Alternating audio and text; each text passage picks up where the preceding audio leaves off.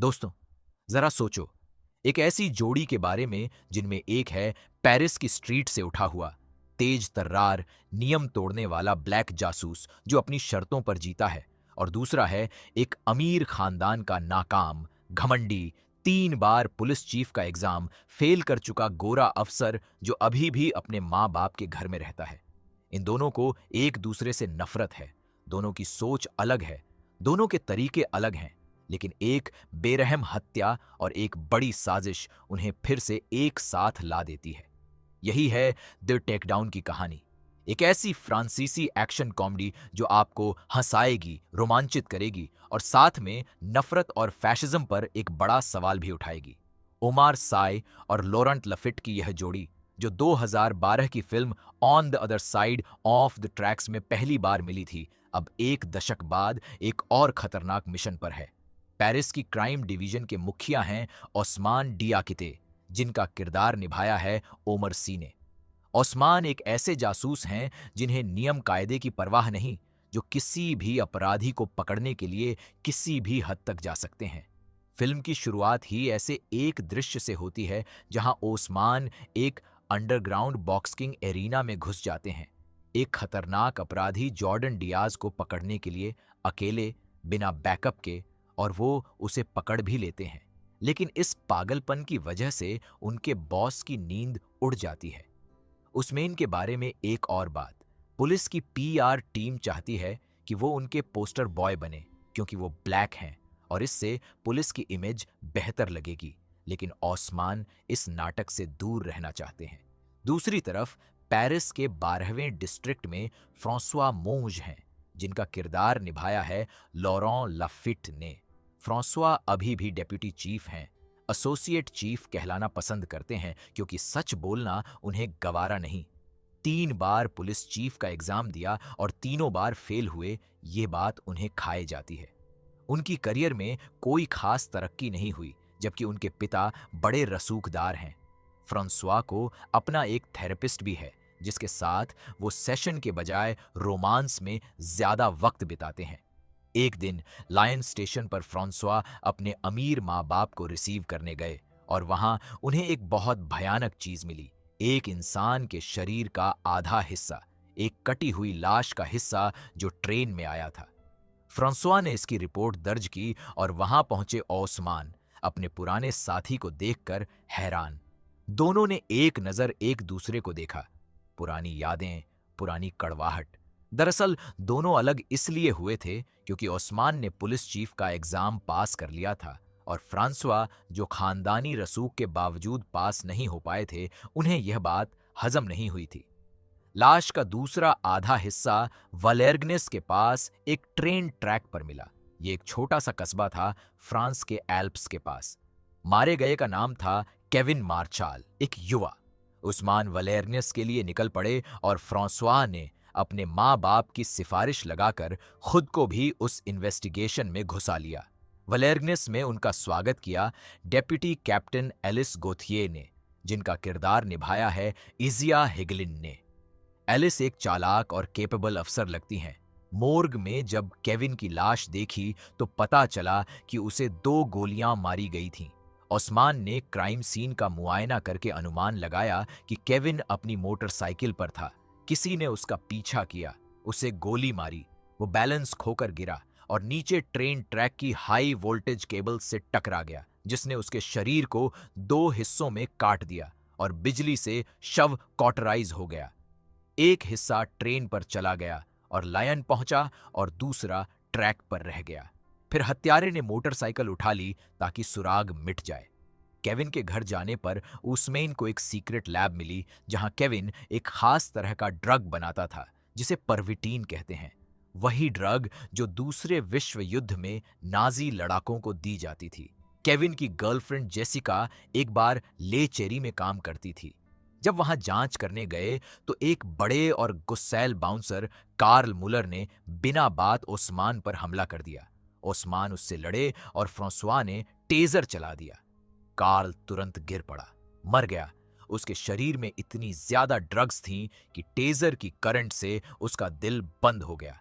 Karl के locker में एक टोकारेव गन मिली जो केविन को मारने में इस्तेमाल हुई थी। पुलिस चीफ मर्सिये ने केस बंद कर दिया। बोला, कार्ल ने किया, अब पेरिस वापस जाओ। लेकिन उस्मेन को कुछ खटका। सब कुछ बहुत आसानी से हो गया था, जैसे किसी ने प्लान करके सब रेडी रखा हो। वो वापस नहीं गए। जेसिका ने एक नाम बताया, नादिर, जो केविन का दोस्त था। नादिर ने बताया कि सन्स ऑफ क्लोविस एक खतरनाक ऑर्गेनाइजेशन है। केविन उनके साथ था, लेकिन डर गया था और उसने चीफ मेर्सिये को कॉल किया था कई बार। यह बात सुनकर उस्मेन का दिमाग घूम गया, क्योंकि मेर्सिये ने यह बात कभी बताई ही नहीं। उस्मेन और फ्रांसवा ने मेर्सिये का पीछा किया और उन्हें वलर्नियस के मेयर एंटवान ब्रूनर के घर जाते देखा। ब्रूनर का किरदार निभाया है डिमित्री स्टोरोजे ने। ब्रूनर फ्रांस वाइव पार्टी का नेता था, एक खुले आम नस्लवादी नेता जो ब्लैक्स, अरब्स, ज्यूज और LGBTQ+ लोगों से नफरत करता था। जब शहर की अर्थव्यवस्था खराब हुई तो उसने कई जगहें खरीद लीं, रोजगार दिया और लोगों ने उसे वोट दे दिए। लेकिन असल में वो एक बड़ी साजिश का मास्टरमाइंड था। मर्सियर का पीछा जारी रहा तो उन पर एक गाड़ी ने हमला किया। उन्होंने स्मोक ग्रेनेड का इस्तेमाल किया और दुश्मन की गाड़ी पहाड़ से नीचे गिर गई। अब ओस्मान और फ्रांसवा को एलिस पर भरोसा था। उन्होंने उसे सब बताया। एलिस ने केस फाइल्स लाने का बहाना बनाकर उन्हें अपने घर रोका।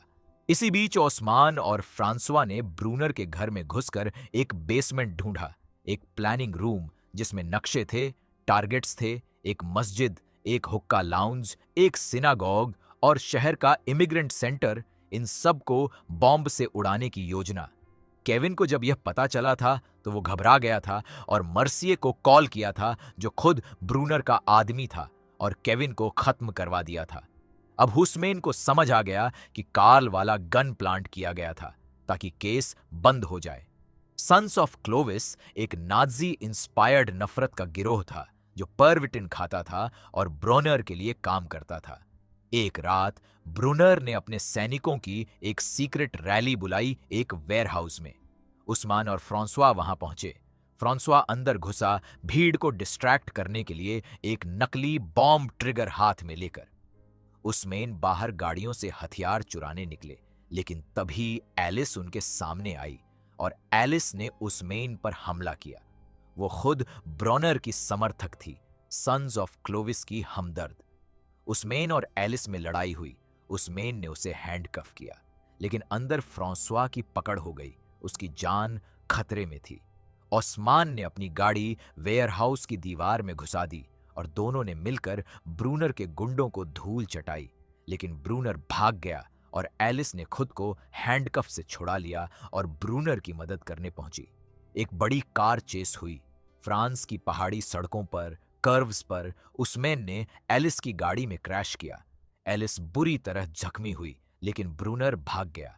वो सीधा इमिग्रेंट सेंटर पहुंचा जहां उसने बम रखा हुआ था।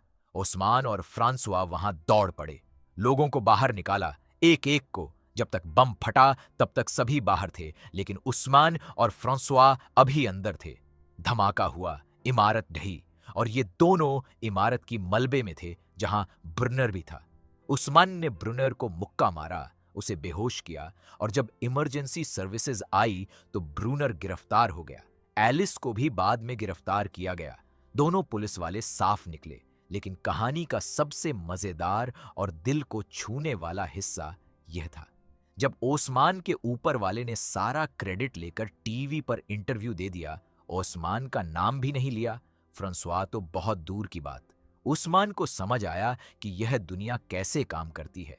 उन्होंने PR डायरेक्टर बेनवा मो को कॉल किया, जो उस्मेन को पुलिस का प्रमोशनल फेस बनाना चाहता था। ओस्मान ने कहा कि उनकी जगह मोंगे को बनाओ। और फिल्म के आखिरी सीन में हम देखते हैं कि फ्रांसवा मोंगे एक प्रमोशनल वीडियो शूट कर रहे हैं। पहली बार उन्हें वो रिकॉग्निशन मिली जिसके वो हकदार थे। भले ही उनकी करियर में तरक्की नहीं आई, भले ही वो हमेशा उस्मेन की छाया में रहे, लेकिन इस एक पल में उनका दोस्त उनके लिए खड़ा हुआ। द टेक डाउन सिर्फ एक बड़ी कॉप फिल्म नहीं है, यह उस फ्रांस की कहानी है जो खुद से लड़ रही है। एक तरफ वो फ्रांस है जो सालों से इमिग्रेंट्स को घर देती आई है, जो डाइवर्सिटी को सेलिब्रेट करती है, और दूसरी तरफ वो फ्रांस है जहां ब्रूनर जैसे नेता चुने जाते हैं, जहां नफरत अपना मुखौटा सेवा का पहनती है। ओस्मान और फ्रांसवा की यह जोड़ी दो बिल्कुल अलग दुनियाओं के लोग, जो एक दूसरे को चिढ़ाते भी हैं और एक दूसरे की जान बचाते भी हैं। यही तो असली दोस्ती है। यह फिल्म नेटफ्लिक्स पर उपलब्ध है और ओमार साई की चमक, लॉरन लफीट की कॉमेडी और डायरेक्टर लुइस लेटेरियर के एक्शन का यह कॉम्बिनेशन आपको पूरे 2 घंटे भरपूर मनोरंजन देता है। अगर यह कहानी आपको पसंद आई हो, अगर इस एक्शन और कॉमेडी के तड़के ने आपको बांधे रखा हो, तो इस वीडियो को अभी लाइक करें, हमारे चैनल को सब्सक्राइब करें और घंटी का बटन जरूर दबाएं, ताकि ऐसी और धमाकेदार और दमदार कहानियां सबसे पहले आप तक पहुंचती रहें।